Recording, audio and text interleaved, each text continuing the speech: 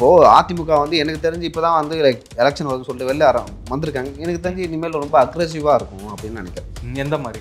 எந்த மாதிரினா காலத்தில் வந்து நிறைய பொலிட்டிக்கல் ஆக்டிவிட்டிஸ் இருக்கும்.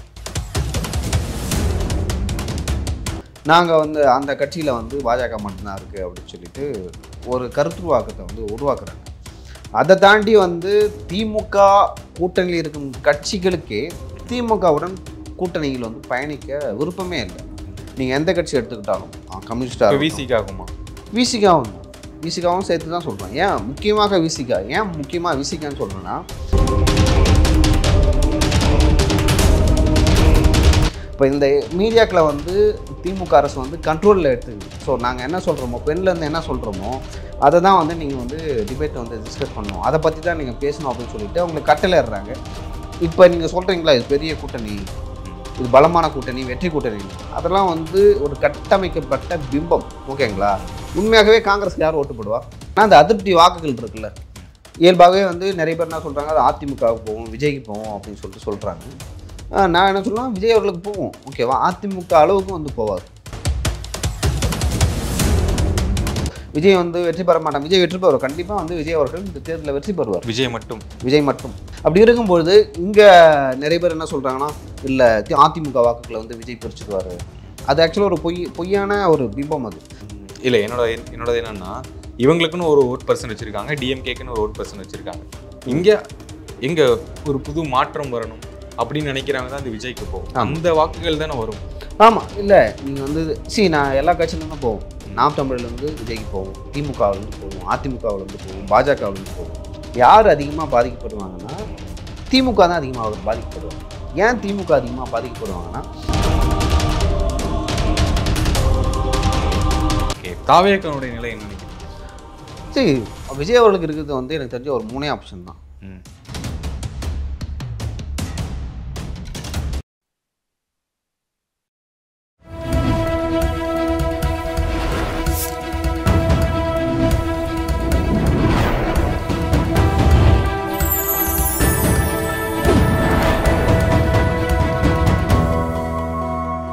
சேனல் 5 தமிழர்களுக்கு வணக்கம். இன்றைய நேர்காணலில் நம்முடன் இணைந்திருப்பவர் பத்திரிகையாளர் திரு லியோ ஸ்டாலின் அவர்கள். வணக்கம் பிரதர். வணக்கம். நம்ம பார்த்துட்டு இருக்கோம் சுற்றுப்பயணங்கள். நயினா நாகேந்திரன் அவர்கள் ஒரு பக்கம் சுற்றுப்பயணம், இபிஎஸ் அவர்கள் ஒரு பக்கம் சுற்றுப்பயணம், விஜய் அவர்கள் இப்போ தற்காலிகமாக நிப்பாட்டி வச்சிருக்காரு. இந்த கூட்டணிக்கு வருவாங்க அப்படின்னு எதிர்பார்க்கப்பட்ட நிலையில் கூட்டணிக்கு வரல. இங்கே இன்னும் கொஞ்சம் சலசல போயிட்டு தான் இருக்குது. கொஞ்சம் வலிமையற்று இருக்காங்க அப்படிங்கிற மாதிரி கமெண்ட்ஸ் வந்துட்டு தான் இருக்குது. என்டிஏ கூட்டணி வலிமையற்று இருக்குது அப்படின்னு சொல்கிறாங்க. உங்களுடைய கருத்து என்ன? இல்லை, அது ஒரு கருத்துருவாக்கம், அது ஒரு பொய். அதை தாண்டி வந்து அப்படியான ஒரு உருவாக்கத்தை வந்து இங்கே இருக்கிற மீடியாக்கள் வந்து உருவாக்கியிருக்காங்க. நீங்கள் 2021 சட்டமன்ற தேர்தலில் வந்து கம்பேரிட்டிவாக பார்க்கணும். ஓகேங்களா? 2 கட்சிக்கு இருக்க டிஃப்ரென்ஸே எவ்வளோன்னு சொல்லணும்னா, 1-2% வச்சிங்களா அதிமுகவுக்கும் திமுகவுக்கும். இப்போ ஆன்டி இன்கம்பன்சி இருக்குது. அதே போல் திமுக கூட்டணி கட்சிகள் வந்து வலுவிழந்து இருக்கிறாங்க.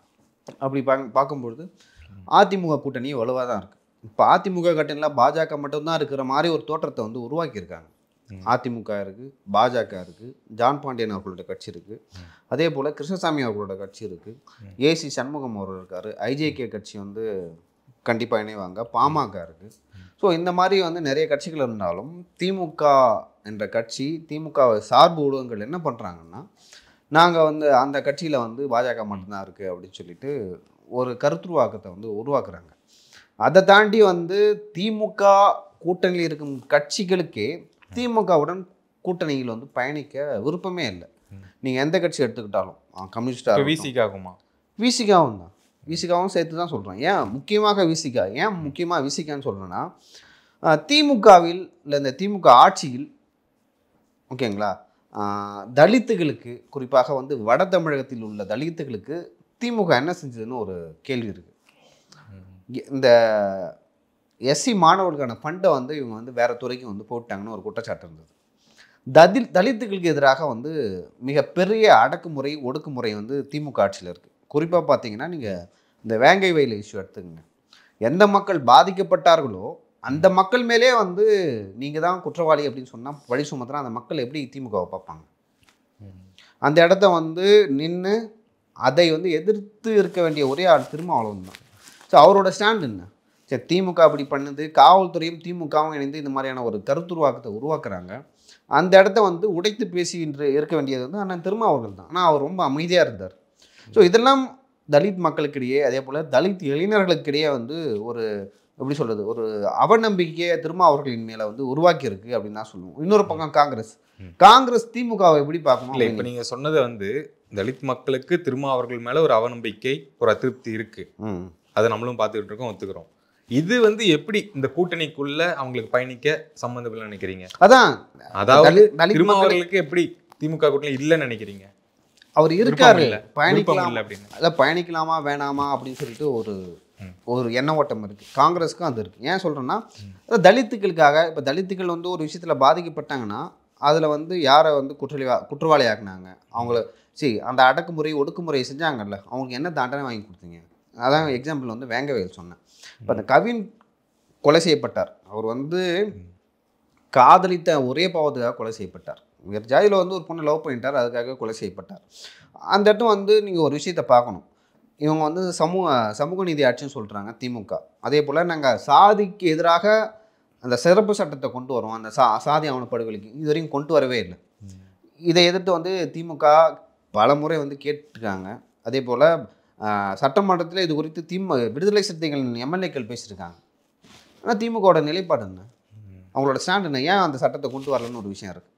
ஸோ இதெல்லாம் வந்து விசிக்காகவும் ஒரு அதிருப்தி இருக்குது. இன்னொரு பக்கம் நீங்கள் வந்து காங்கிரஸை பார்க்கணும். காங்கிரஸ் வந்து திமுகவை எப்படி பார்க்கணும்னா, நீங்கள் வந்து காங்கிரஸும் திமுகவும் வந்து ரொம்ப ஜெல்லாக இருக்காங்க, ரொம்ப க்ளோஸ் ராகுல் காந்தியும் ஸ்டாலினும் அப்படின்னு சொல்லிட்டு நம்ம நினச்சிட்ருக்கோம். ஆனால் நீங்கள் வந்து ராகுல் காந்தி அவர்களின் பார்வையிலேருந்து காங்கிரஸ் பார்வையிலேருந்து பார்க்கணும்.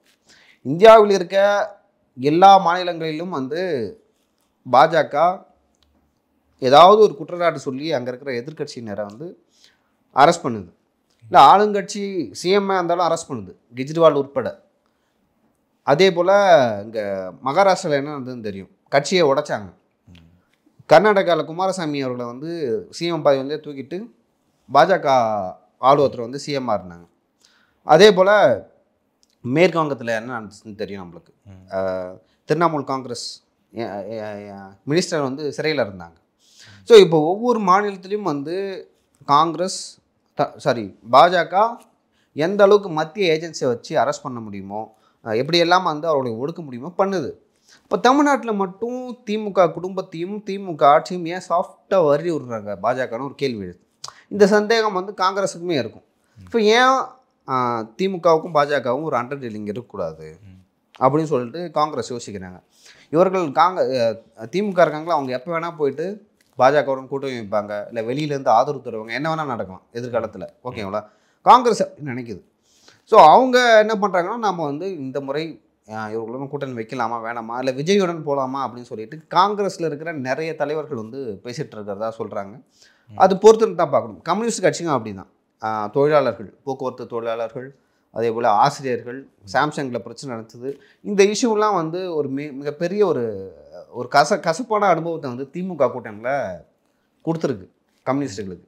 ஸோ அவங்க எப்படி பார்ப்பாங்க, அந்த அரசு ஸ்டாலின் அவர்கள் வந்து வரும்போது வந்து போக்குவரத்து தொழிலாளர்களுக்கு வந்து அந்த ஊதிய பணத்தை வந்து தரேன்னு சொல்லிட்டு சொன்னார். ஆனால் நிறைய பேர் வந்து ரிட்டையர் ஆகியும் அவங்களுக்கு வந்து அந்த பயன்கள் வந்து வரல. அதே போல் நிறைய ஆக்டிவ் ஜியோ அந்த ஆசிரியர்கள் வந்து நிறைய பேர் போராட்டிருக்காங்க. சாம்சங்கில் வந்து தொழிற்சங்கம் அமைக்கக்கூடாதுன்னு சொல்லிட்டு இங்கே இருக்கிற தொழில்துறை அமைச்சர் அவர் ராஜா அவர்கள் வந்து முட்டுக்கட்டை போடுறாரு அப்படின்னு சொல்லிட்டு அந்த கட்சியும் வந்து அப்படி தான் பார்க்குது. இப்போ திமுக கூட்டணியில் உள்ள நிறைய கட்சிகள் வந்து இந்த கூட்டணியில் நம்ம பயணிக்கலாமா வேணாமா அப்படின்னு சொல்லிட்டு ஒரு யோசனையில் தான் இருக்காங்க. இந்த மாதிரியான விஷயங்கள் நம்மளுக்கு வெளியில் தெரியல, உள்ள இந்த மாதிரியான விஷயங்கள் நடக்குது. மீடியாக்கள் வந்து மூடி மறைக்கிறாங்க இந்த மாதிரி விஷயத்தில். ஆக்சுவலாக ஆளும் கட்சி வந்து எந்த ஒரு மாநிலத்தில் வந்து பிரச்சனை வருதோ அந்த கூட்டணியில் பிரச்சனை அதை வச்சு தான் டிஸ்கஸ் பண்ணணும். எல்லா மாநிலங்களையும் அதான் நடக்கும். ஆனால் இங்கே தமிழ்நாட்டில் மட்டும் பார்த்தீங்கன்னா அதிமுகவில் ஓபிஎஸ் ஏதாவது பேசினான்னா அதை வச்சு வந்து டிஸ்கஷன் பண்ணுவாங்க. அதே போல் சசிகலா அவர்கள் ஏதாவது பேசினா அதை வச்சு டிஸ்கஸ் பண்ணுவாங்க. டிடிவி தினகரன் ஏதாவது பற்றி பேசினா டிஸ்கஸ் பண்ணுவாங்க.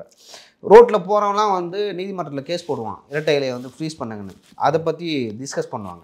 இப்போ இந்த மீடியாக்களை வந்து திமுக அரசு வந்து கண்ட்ரோலில் எடுத்துக்குது. ஸோ நாங்கள் என்ன சொல்கிறோமோ, பெண்லேருந்து என்ன சொல்கிறோமோ அதை தான் வந்து நீங்கள் வந்து டிபேட்டை வந்து டிஸ்கஸ் பண்ணணும், அதை பற்றி தான் நீங்கள் பேசணும் அப்படின்னு சொல்லிட்டு அவங்களுக்கு கட்டளையிடுறாங்க. அந்த கட்டளையை தான் வந்து இங்கே இருக்கிற ஊடகங்கள் வந்து செய்யுது. எல்லா ஊடகங்களில் சில ஊடகங்கள் சில பத்திரிகையாளர்கள் வந்து அப்படி செய்கிறாங்க.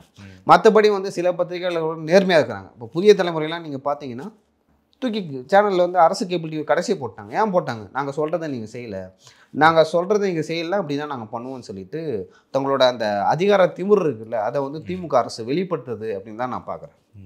ஓகே, இதெல்லாம் இந்த பிரச்சனையெல்லாம் திமுக பண்ணியிருக்காங்க. இதனால மக்களுக்கு ஒரு அதிருப்தி இருக்கும், வாக்கு வராது. இந்த பிரச்சனை இல்லாமல் மக்கள்கிட்ட இந்த பிரச்சனையெல்லாம் திமுகவில் இருக்கு, மக்கள் வந்து இது எல்லாமே அதிருப்தியாக எடுத்துட்டு இதுக்காக திமுகவுக்கு வந்து வாக்கு செலுத்த மாட்டாங்க. இல்லை, உங்களுக்கு 2006 2011 அந்த காலகட்டத்தில் வந்து நான் ஸ்கூல் முடிச்சு காலேஜ் லைக் அந்த போயிட்டேன்னு வச்சுங்களேன். அப்போ போகும்போது நான் வந்து ஒரு சிறுவனாக வந்து எனக்கு அரசியலை பற்றி அவ்வளோ தெரியாது. அப்போ வந்து ஒரு பிரம்மாண்ட கூட்டணி வந்து திமுக கலைஞர் அவர்கள் அமைச்சார். நீங்கள் எதிர்பார்க்காத கூட்டணி. அந்த கூட்டணிலாம் இனிமேல் அமையறதுக்கே வாய்ப்பு இல்லை. திமுக இருந்தாங்க அந்த கூட்டணியில், காங்கிரஸ் இருந்தாங்க, விசிக இருந்தாங்க, பாமக. இரண்டும் எதிரும் புதிரமான கட்சி, விசிகவும் பாமகவும் 2 கட்சிகளுமே இருந்தாங்க. அது போக வந்து வடிவேல் பிரச்சாரத்துக்கு வந்தார். ஒரு சில இஸ்லாமிய இயக்கங்கள் இருந்தாங்க. அதே போல் ஒரே ஒரு இந்திய கம்யூனிஸ்டோ மார்க்சிஸ்ட் கம்யூனிஸ்டோ ஒரு கம்யூனிஸ்ட் வந்து இந்த பக்கம் இருந்தாங்க. ஸோ இத்தனை கட்சிகள் வச்சுக்கிட்டு அவர் கலைஞர் அவர்கள் வந்து தேர்தலை எதிர்கொண்டார். கலைஞர் எவ்வளோ பெரிய ஆளுன்னு உங்களுக்கு தெரியும். அப்படி எதிர்கொள்ளும் போதே வந்து படுதோல்வி அடைந்தது. 1994 அப்புறம் வந்து பெரிய தோல்வினா திமுகவுக்கு தான்.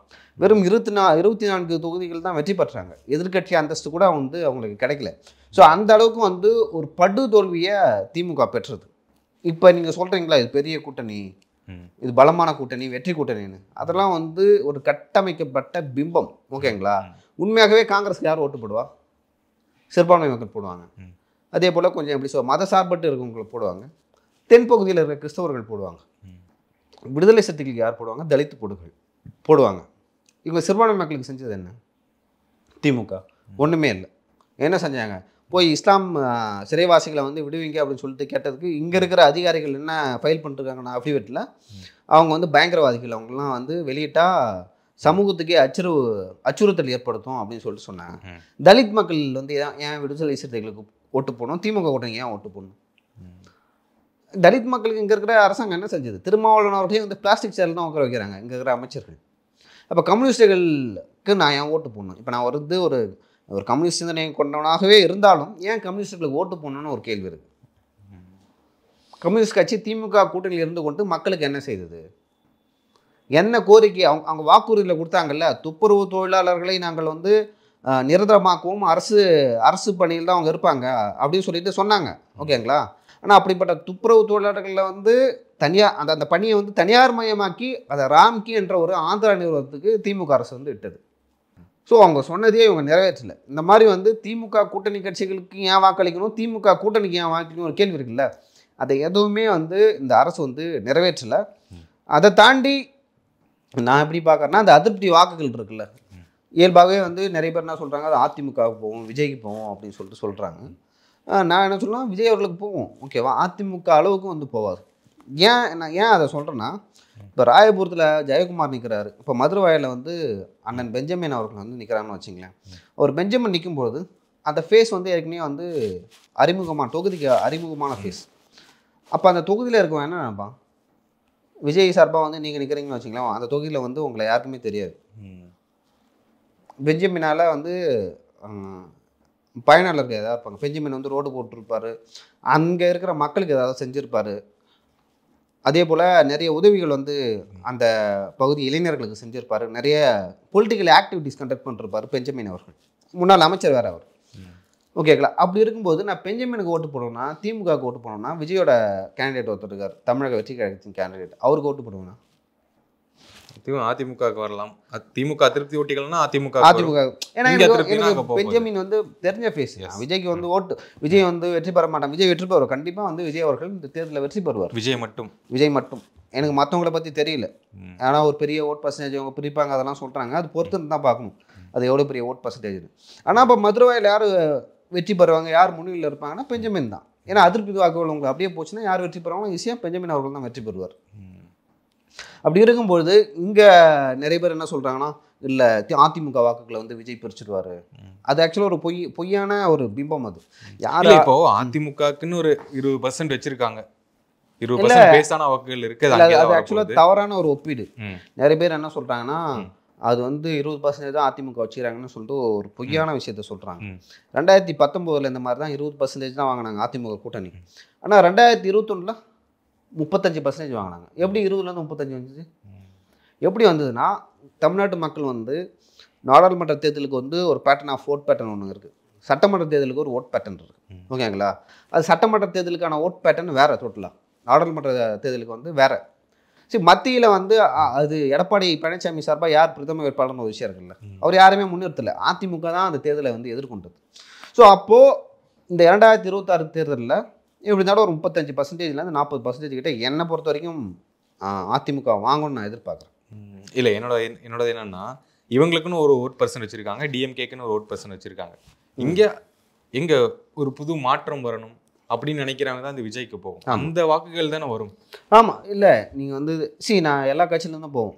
நாம் தமிழ்லேருந்து விஜய்க்கு போவோம், திமுகவிலேருந்து போவோம், அதிமுகவிலேருந்து போவோம், பாஜகவிலேருந்து போவோம், எல்லா கட்சியிலேருந்து போவோம். யார் அதிகமாக பாதிக்கப்படுவாங்க? யார் அதிகமாக பாதிக்கப்படுவாங்கன்னா திமுக தான் அதிகமாக பாதிக்கப்படுவாங்க. ஏன் திமுக அதிகமாக பாதிக்கப்படுவாங்கன்னா, இப்போ வந்து இளைஞர்கள் யாருக்கு ஓட்டு போடுறாங்க? பாஜக உள்ள வந்து எங்களுக்கு ஓட்டு போடுங்கன்னு சொல்லிட்டு யாரை பயமுறுத்துறாங்க? இளைஞர்களை பயமுறுத்துறாங்க. படித்த இளைஞர்கள் அவங்க தான் வந்து சோஷியல் மீடியாவை அதிகமாக வந்து அதை கன்சியூம் பண்ணுறாங்க. ஓகேங்களா? அப்போ இளைஞரோட வாக்குகள் போகும். சிறுபான்மை மக்களோட வாக்குகள் யாருக்கு போகும்னா திமுகவுக்கு போகும். பெண்களோட வாக்குகள் யாருக்கு போகும்னா திமுகவுக்கு. இது நாள் வரைக்கும் போயிடுச்சு. இப்போ அவங்க வந்து மாற்றி போடுவாங்க. யாருக்கு போடுவாங்க? விஜய் அவர்களுக்கு போகும். அப்போ யார் நேரடியாக பாதிக்கப்படுவா? திமுக தான். அதிமுகவுக்கு ஒன்ஸ் நீங்கள் ஓட்டு போட்டோன்னா அவன் வேறு யாருக்கும் போட மாட்டான். ஸோ அவனோட மென்டாலிட்டி அப்படி. அதிமுகவுக்கு நீங்கள் வந்து பாஜக இருக்கும்போது அதிமுகவில் இருக்கும் ஒருத்தன் அதிமுகவுக்கு ஓட்டு போடுறேன்னா அவன் திரும்பி வேறு கட்சிக்கு போகவே மாட்டான்.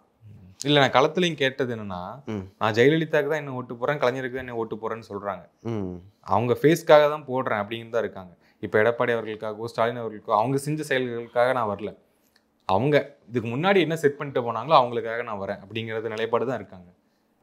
அப்படி இருக்கும்போது வந்து அந்த இரட்டை இலை இருக்குல்ல, ரஜினிகாந்த் வந்து பெருசாக வந்து ஒரு கட்சியை வந்து புகழ்ந்தெல்லாம் பேச மாட்டார். அவர் வந்து 50வது விழாவோ ஏதோ தெரியல, அதிமுக விழாவில் வந்து இந்த மாதிரி பேசுகிறார். அதிமுகவின் பிரம்மாஸ்திரம் இரட்டை இலை அப்படின்னு சொல்லிட்டு பேசுகிறார். ஓகேங்களா? ஏன்னா அவர் வந்து அரசியலை வந்து அப்சர்வ் பண்ணுறாரு. அவர் அரசியலுக்கு வர வேண்டியது வரல. ஆனால் அவர் அப்சர்வ் பண்ண வரைக்கும் அதிமுகவோட பிரம்மாஸ்திரம்னா இரட்டை இலை தான். ஏன்னா நிறைய பேர் வந்து இரட்டை இலை எங்கே இருக்கும் அங்கே தான் ஓட்டு போவோம். இன்னும் கிராமப்புறங்களில் அது நடக்குது. கடந்த ஒரு 2-3 மாதங்களாக வந்து தாவேகா, திமுக, அதிமுக இவங்களுடைய டாபிக் தான் வந்து முன்னாடி வருதே தவிர இந்த நாம் தமிழர் அப்படிங்கிறது வந்து கொஞ்சம் டவுன்ஃபால் ஆன மாதிரி ஒரு ஃபீல் தெரியல. இல்லை, நம்ம வந்து இப்போயே வந்து அதை முடிவு பண்ணக்கூடாது. ஒன்று அதிகமாக நாம் தமிழ் இல்லைன்னா குறைவாங்க. ஓகேங்களா? ரெண்டுல ஏதாவது ஒன்று நடக்கும். விஜயை விட அதிகமாகவும் இல்லை குறைவாங்க? இல்லை, எனக்கு அது நம்ம வந்து பொறுத்துன்னு தான் பார்க்கும். ஓகே, நான் சொன்னேன்ல எல்லா கட்சியிலேருந்து வந்து வாக்கு விஜய் அவர்களுக்கு போகும். எந்த கட்சியிலேருந்து அதிகமாக போகுது யார் இல்லை? இப்போது விஜய் கட்சியை வச்சு தான் அவங்க ரொம்ப இது பண்ணுறாங்க. டைரக்ட் அட்டாக் வந்து டிஎம்கே தாண்டி தாவேக்காவை தான் டைரக்டாக அட்டாக் பண்ணிட்டு இருக்காங்க. நாம் தமிழரை பொறுத்த வரைக்கும் கூத்தாடி இந்த மாதிரி ரொம்ப ஏளனமாக வந்து கலாய்ச்சிக்கிட்டு இருக்காங்க. இப்போ வரைக்குமே பண்ணிக்கிட்டு இருக்காங்க. அதுதான் இப்போ அவங்களோட டார்கெட் டிஎம்கேவா தாவேக்கா அட்டாக் பண்ணுறதுக்கான காரணம் என்னென்னா, ஒரு வேளை நம்மளுடைய பர்சன்ட் போயிருமோ, வாக்குகள் அங்கே தாவிடுமோ அப்படிங்கிறதுக்காக பண்ணுறாங்களா அப்படிங்கிறத கேள்வி. நீங்கள் அந்த விஷயத்தை எப்படி பார்க்கணுன்னா, ஒருத்தவன் அடிக்கும்போது ஒருத்தவனால் நான் பாதிக்கப்படும் போது அப்போ தான் வந்து நான் அலறவும் கத்துவேன். ஓகேங்களா? இப்போ விஜய் வராரு, விஜய் வந்து திமுகவை பற்றி பேசுகிறாரு, இல்லை ஜென்ரலாகவே வந்து நான் தான் மாற்றம்னு பேசும்போது யார் அதிகமாக அங்கே வந்து வாய்ஸ் ரைஸ் பண்ணுறாங்கன்னா ஒன்று திமுக, இன்னொன்று நாம் தமிழர். ஏன்னா அவங்க 2 பேருமே பாதிக்கப்படுறாங்க. நான் சொல்ல வேணாம்னு நினச்சேன். நாம் தமிழர் மிகப்பெரிய அளவில் வந்து பாதிக்கப்பட்டுறாங்க பட போகிறாங்க அப்படின்னு சொல்லிட்டு. ஸோ நீங்கள் பொறுத்திருந்து பாருங்கள். நாம் தமிழர் கட்சியோட வாக்கு வங்கிகளும் மிகப்பெரிய தாக்கம் ஏற்படும் கண்டிப்பாக. ஏன்னா இது நாள் வரைக்கும் வந்து அவங்க ஒரு இமேஜ் கட்டி வச்சுருந்தாங்க, நாங்கள் தான் மாற்று, நாம் தமிழரை மாற்று அப்படின்னு சொல்லிட்டு. அதை விட இன்னொருத்தர் வந்து நான் தான் மாற்று, தமிழக வெற்றி கழகமே மாற்றணும் போது எனக்கு பெரிய மாற்று, பெரிய க்ரௌட் ஃபுல்லாக யார் இருக்காங்கன்னா விஜய் இருக்காங்க. அப்போ இயல்பே அங்கே ஓட்டு போகும்ல. என்னதான் வந்து நம்ம பாதி தொகுதிகளில் வந்து ஆண் பெண் நிற்க வச்சாலும், என்னதான் வந்து ஓட்டுக்கு பணம் கொடுக்கலனாலும், ஸோ அவன் எப்படி பார்ப்பான்? எனக்கு பெரிய மாற்று எது, ஆல்டர்னேட்டிவ் எது, பெரிய ஆல்டர்னேட்டிவ்னா விஜய் தான். அப்போ இயல்பாக அங்கே இருக்கிற ஓட்டு விஜய்க்கு போகும்ல. ஸோ மிகப்பெரிய அளவில் வந்து நாம் தமிழர் கட்சி பாதிக்கப்படும். ஓகே, இப்போ எப்படி விஜய்க்கு அப்படின்னு நீங்கள் சொல்கிறீங்க? ஏன்னா விஜய் மட்டும்தான் அங்கே ஜெயிப்பார், வாக்குகள் வரும் அப்படிங்கிற மாதிரி தான் நம்ம பேசுகிறோம். நாம் தமிழர் வந்து ஆல்ரெடி தேர்தலெலாம் களம் கண்டுட்டு வந்துட்டாங்க, 8% அப்படிங்கிற சால்ட்டாக வச்சுருக்காங்க. இதுலேருந்து அவங்க டபுள் மடங்கு ஆகும் அப்படிங்கிற மாதிரிலாம் கருத்து கணிப்பு அவங்க சொல்றாங்களே தவிர எப்படி அங்கிருந்து குறையும், விஜயோட குறையும் அப்படிங்கிறது எப்படி? ஆக்சுவலாக வந்து ஏன்னா விஜய்க்கு இப்போ பெரிய டவுன்ஃபால் இருக்குல்ல, கரூர் சம்பவம் நடந்திருக்கு, அதுக்கப்புறம் இவங்க என்ன பண்ணாங்கன்னு நமக்கு தெரிய இல்லை, மாட்டேங்குது. அது நம்ம அடுத்த தேர்தல் பிரச்சாரத்துக்கு விஜய் அவர்கள் போவார், அப்போ தெரிஞ்சிடும். இப்போது அங்கே இருக்கிற அரசியல்லாம் வந்து மேடையில் பேசுகிறாங்க, அதுக்கப்புறம் வந்து பேட்டி கொடுக்குறாங்க, அந்த கட்சி சார்பாக ஒரு 4 பேர் பேசுவாங்க டிவி விவாதத்தில், சோஷியல் மீடியாவில் வந்து பண்ணிகிட்டு இருப்பாங்க. இதை தவிர்த்து பொலிட்டிக்கல் ஆக்டிவிட்டி, மக்கள் பிரச்சனையை வந்து எந்த கட்சி பேசுனதுன்னு பார்த்தீங்கன்னா எந்த கட்சியுமே பேசலை. திமுக பேசல, விடுதலை சிறுத்தைகள் பேசல, திமுக வந்து பேச மாட்டாங்க, அவங்க ஆளுங்கட்சியாக இருக்காங்க. விசிகா பேசணும், காங்கிரஸ் பேசணும், கம்யூனிஸ்டுகள் பேசணும். மணல் கொள்ளையை வந்து தடுக்கணும், அதே போல் மலைகளை வந்து குடஞ்சி எடுத்துகிட்டு போகிறாங்க, அதை தடுக்கணும். அதே போல் இங்கே இருக்கிற ஏரிகள் வந்து ஆக்கிரமிக்கப்படுது, அதை பற்றி பேசணும், அதை தடுக்கணும். ஸோ இதெல்லாம் எந்த அரசியல் கட்சி தமிழ்நாட்டில் இல்லை? இதுக்கு முன்னாடி வந்து சீமான் சார், அண்ணாமலை சார் அதிமுகலே அப்பப்போ பேசிட்டு இருந்தாங்க. இப்போ ஒரு 6 மாசம் பெருசாக பேசுறது இல்லை. அது யார் வேணால் பேசட்டுமா, நான் கூட பேசுவேன் சூப்பராக, அவங்களோட சூப்பராக பேசுவேன், அவர்களோட பேட்டி கொடுப்பேன், ஓகேங்களா? யார் போய் தடுக்கணும்? இப்போ நல்லக்கண்ணு அவர்கள் வந்து ஏன் இன்னும் பேசிட்டு இருக்காங்கன்னா, தாமிரபரணி ஆற்றில் வந்து மண் அள்ளும் பொழுது அதை போய் தடுத்தாரு, நீதிமன்றம் போய் போய் நின்று தாமிரபரணி ஆற்றில் யாருமே மண்ணில் எடுக்கக்கூடாதுன்னு சொல்லிட்டு தடை வாங்கிட்டு வந்தார் நல்லக்கண்ணு அவர்கள். ஓகே, அவர் அரசியல்வாதி, அது பொலிட்டிக்கல் ஆக்டிவிட்டி. ஓகேவா? நீங்கள் என்ன பண்ணீங்க? நாம் தமிழர் என்ன பண்ணுச்சு? சீமான் அவர்கள் இப்போ என்ன ஏன் மண் இது அப்படின்னு சொல்லிட்டு சொல்கிறாரு.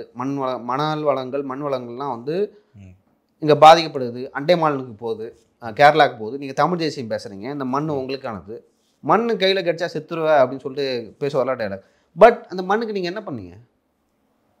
மணல் அள்ளுறாங்க, மணல் அள்ளுறதை போய் தடுத்தீங்களா? இது அதுக்கு தொடர்பாக வழக்கு போட்டிங்களா? ஆர்ப்பாட்டம் நடத்துறீங்களா? இல்லை ஸ்பாட்டுக்கு போய் விசிட் பண்ணிங்களா? இப்போ மலையை வந்து குடையிறாங்க, இப்போ கன்னியாகுமரியிலேருந்து நிறைய மலைகள் குடைஞ்சி கேரளாவுக்கு போகுது, அதை தடுக்க நாம் தமிழர் கட்சி என்ன பண்ணுச்சு? அப்போ நீங்கள் வந்து ஒரு உண்மையான விஷயத்தை வந்து பேசுறதுக்காக இல்லை ஆக்டிவிட்டி பண்ணுறதுக்காக நீங்கள் போனீங்கன்னா மக்கள் இயல்பாக அவங்க பின்னாடி தருவாங்க. நம்மளுக்காக சீமான் அவர்கள் பண்ணுறாரு, யாருமே பண்ணல அப்படின்னு சொல்லிட்டு பண்ணுவாங்க. சரி, மம்தா பானர்ஜி வந்து வெஸ்ட் பெங்காலில் வந்து ஒரு பெரிய லீடராக எமர்ஜ் ஆகிறதுக்கு காரணம் அந்த சிங்கூர்னு நினைக்கிறேன், நந்திகிராம் சிங்கூரில் வந்து டாட்டா தொழிற்சாலை வந்துச்சு. இப்போ கம்யூனிஸ்ட் கட்சி வந்து இடம் ஒதுக்கி விவசாயிகள் வந்து போராடினாங்க, அங்கே வந்து துப்பாக்கி சூடு நடத்தினாங்க கம்யூனிஸ்ட் கட்சிகள். அதை போய் தடுத்து அந்த தொழிற்சாலையை வரவிடாமல் வந்து மறிச்சாங்க மம்தா பானர்ஜி.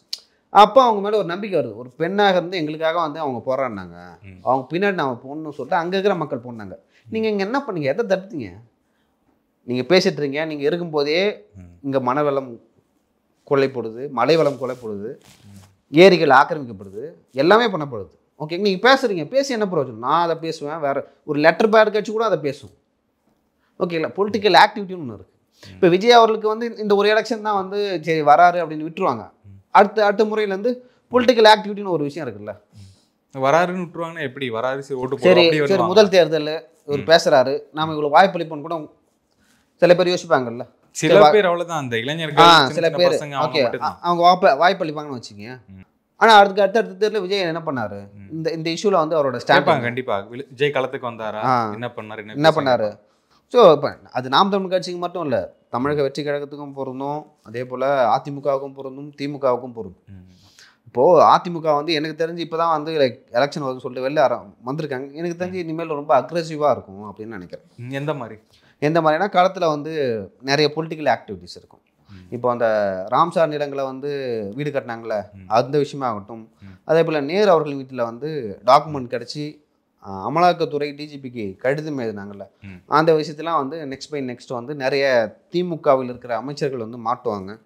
அதே போல் வந்து சில பேர் வந்து கைது செய்யப்படலான்னு சொல்லப்படுது. அது பொறுத்துன்னு தான் பார்க்கணும் எந்த அளவுக்கு வந்து மத்தியில் ஆளும் பாஜக அரசு அழுத்தம் கொடுக்க போகிறாங்க அப்படின்னு சொல்லிட்டு திமுகவுக்கு. ஓகே, தாவேக்காவுடைய நிலை என்ன நினைக்கிறீங்க? சரி, விஜய் அவர்களுக்கு இருக்கிறது வந்து எனக்கு தெரிஞ்ச ஒரு 3 ஆப்ஷன் தான். ஒன்று வந்து அதிமுக கூட கூட்டணி, அப்படி இல்லைன்னா காங்கிரஸோட கூட்டணி, அப்படி இல்லைன்னா தனித்து போட்டியணும். ஓகேங்களா? நீங்கள் ஃபஸ்ட் ஆப்ஷனை சூஸ் பண்ணிங்கன்னா விஜயகாந்துக்கு 2011 எந்த நிலைமை ஏற்பட்டதோ அது ஏற்படும். ரெண்டாவது ஆப்ஷன் என்னன்னா, ஒன்று வந்து உங்களோட ஓட் பர்சன்டேஜை இன்க்ரீஸ் பண்ணலாம், இல்லைனா கொஞ்சம் சீட் வின் பண்ணலாம். அதிகபட்சம் போனீங்கன்னா வந்து ஒரு வேளை அதிமுகவோ திமுகவோ வந்து அந்த இடங்கள் குறையும் பொழுது நீங்கள் போய் வந்து ஆதரவளிக்கலாம். அது மூணாவது தனித்து போட்டிட்டா அது நம்ம பொறுத்துன்னு தான் பார்க்கணும். ஏன்னா தனித்து போட்டிட்டு எந்த அளவுக்கு வந்து எந்த ஒரு கட்சியுமே சோபிக்கல தமிழ்நாட்டில், இதுதான் வரலாறு. ஸோ விஜய் அவர்கள் தாண்டி போட்டிட்டு என்ன பண்ணுவார் அப்படின்னு நம்ம பொறுத்து தான். ஏன்னா அவருக்கு ஒரு ட்ராக் ரெக்கார்டு இல்லை. ட்ராக் ரெக்கார்ட்னா ஏற்கனவே வந்து சட்டமன்ற தேர்தலையோ நாடாளுமன்ற தேர்தலையோ போட்டி இடலை அவர். ஸோ அதை வைத்து பார்க்கும்போது அதை பொறுத்துன்னு தான் பார்க்கணும் என்ன மாதிரியான முடிவுகள் வரும் அப்படின்னு சொல்லிட்டு. ஓகே, உங்கள் நேர்காணல் மிக்க நன்றி, வணக்கம்.